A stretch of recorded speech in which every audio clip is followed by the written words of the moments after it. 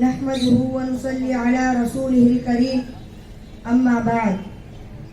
جب گلستہ کو لہو کی ضرورت پڑی سب سے پہلے ہماری ہی گردن کٹی.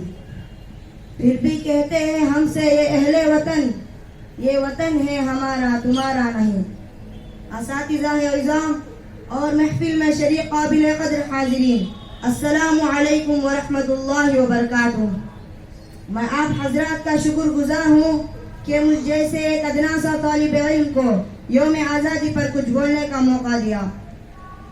15 اگست کو پورے ہندوستان میں یوم آزادی منائی جاتی ہے، ترنگا لہرایا جاتا ہے، خوشیاں منائی جاتی ہے، مٹھائیاں اور چاکلیٹ تقسیم کیے جاتے ہیں.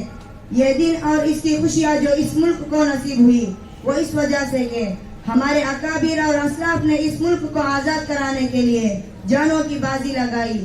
اس لیے مناسب معلوم ہوتا ہے کہ جنگ آزادی کا مختصر تذکرہ کیا جائے. بزرگان محترم، ہندوستان کی سرزمین پر مغل بادشاہوں نے نہایت و انصاف کے ساتھ سینکڑوں برس حکومت کی، لیکن ایک وقت وہ بھی آیا کہ تن کے گورے اور من کے کالے انگریزوں نے ایسٹ انڈیا کمپنی قائم کرنے کے بہانے ہندوستان کی سرزمین پر قبضہ کر کے ہندوستانیوں پر ظلم و ستم اور ناانصافی کا بازار گرم کیا اور اس ملک کے باشندوں کا جینا حرام کر دیا.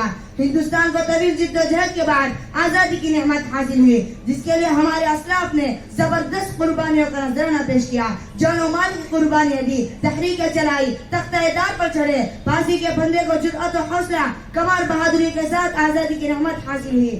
لیکن آخر غیر ملکی انگریز ملک سے نکل جانے پر مجبور ہو گئے. غیر ملکی حکمرانوں نے اپنے اقتدار کو قائم رکھنے کے لیے طرح طرح کے چالیں چلی، تدبیریں کی، رشوتیں دی، لالچ دیے، پھوٹ ڈالو اور حکومت کرو کا اصول بڑے پیمانے پر اختیار کیا.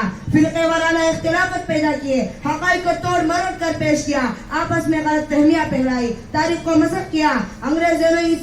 انگریزوں نے ہندوستان کے معصوم باشندوں پر ظلم و ستم کے پہاڑ توڑے اور ناحق لوگوں کو تختہ دار پر لٹکایا. ہندوستانیوں پر ناحق گولیاں چلائی، چلتی ریلوں پر سے اٹھا کر باہر پھینکا. مگر ان کے ظلم و ستم کو روکنے اور توغ غلامی کو گردن سے نکالنے کے لیے بہادر مجاہدین آزادی نے ان کا مقابلہ کیا اور ملک کو آزاد کر کے ہی اطمینان کا سانس لیا.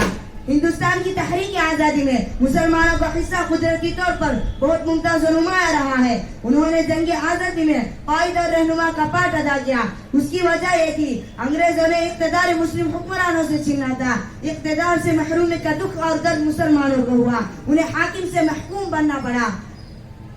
حاضرین مجلس، ان مجاہدین آزادی کی ایک بڑی لسٹ ہے جن میں ہندو بھی ہے اور مسلمان بھی ہے. اس ملک کی آزادی میں سب نے مل کر قربانیاں دی ہے.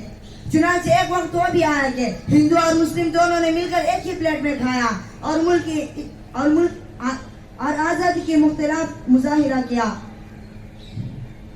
آزادی کے خلاف اختیار کیا. انگریزوں نے اس ہندو مسلم اتحاد کو دیکھ کر اس ملک سے 7 سمندر پار بھاگنے پر مجبور ہو گئے. آج ہمیں اپنے ملک کو حفاظت کے لیے اور اس ملک کی خوبصورتی کے لیے اسی اتحاد و اتفاق اور پیار و محبت کی ضرورت ہے. یہی اس ملک کی سب سے بڑی خوبصورتی اور طاقت ہے. میں اپنی بات اس شعر پر ختم کرنا چاہتا ہوں. مذہب نہیں سکھاتا آپس میں بیر رکھنا، ہندی ہے ہم وطن ہے ہندوستان ہمارا.